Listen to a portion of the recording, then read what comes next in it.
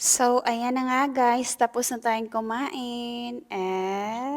Busog na yarn. So, maganda na ang mood ko guys kasi busog na ako. At pagkatapos ng kumain guys ay inuubos ko lang po yung drinks ko kasi sayang naman ang binabayaran. So, naglilinis lang po ako guys. Nililigpit ko lang po yung mga kinainan namin. At itatapon lang po natin sa tamang basurahan.